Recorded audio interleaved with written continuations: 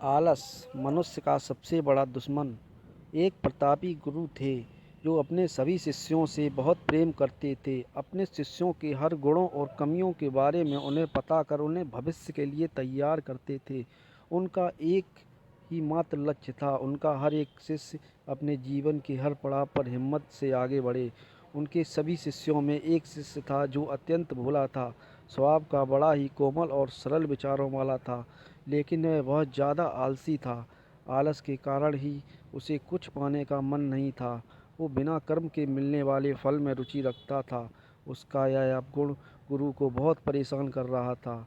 एक दिन रात गुरुजी अपने उसी शिष्य के विषय में सोच रहे थे।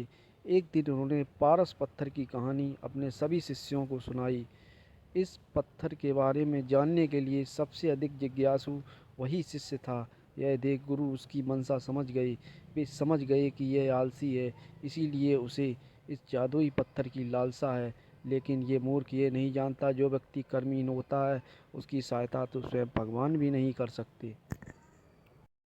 और ये तो एक साधारण पत्थर है। यह सोचते सोचते गुरुजी ने सोचा कि यही वक्त है इस शिष्य को आलसी के अवगुणों से अवगत कराने का। ऐसा सोचकर गुरुजी ने उस शिष्य को अपनी कुटिया में बुलाया। कुछ क्षण बाद कुटिया के भीतर शिष्य ने प्रवेश किया और गुरु के सिर झुकाकर प्रणाम किया। गुरु ने आशीर्वाद देते हुए कहा, बेटा, मैंने आज जिस पारस पत्थर की कहानी सुनाई वो पत्थर मेरे पास है और तुम मेरे प्रिय शिष्य हो, इसलिए मैं तुम्हें वह पत्थर सूर्योदय से लेकर सूर्यास्त तक के लिए देना चाहता हूँ।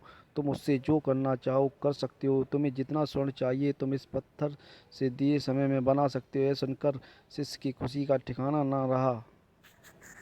रात भर वह इस पत्थर के बारे में सोचता रहा। दूसरे दिन सुबह पत्थर ले लिया और सोचने लगा, कितना स्वर्ण मेरे जीवन के लिए काफ़ी होगा। इतना इतना चिंतन करते करते उसने पूरा दिन निकाल दिया। भोजन करने के बाद भी वह इसी चिंतन में था कि कितना स्वर्ण उसके जीवन के लिए पर्याप्त होगा।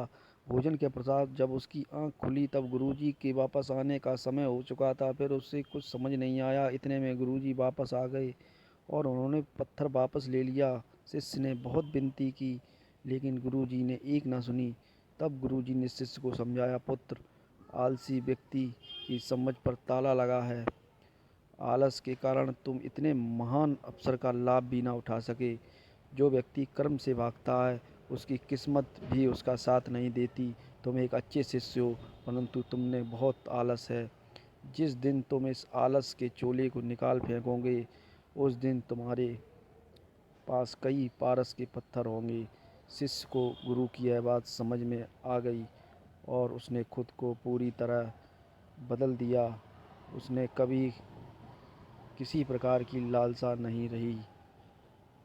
अगर आपको ये स्टोरी अच्छी लगी है तो प्लीज़ लाइक, सब्सक्राइब और शेयर करें। ऐसी इंटरेस्टिंग कहानियाँ हम लेकर आते रहेंगे आपके पास में। प्लीज़ सपोर्ट करते रहें। धन्यवाद।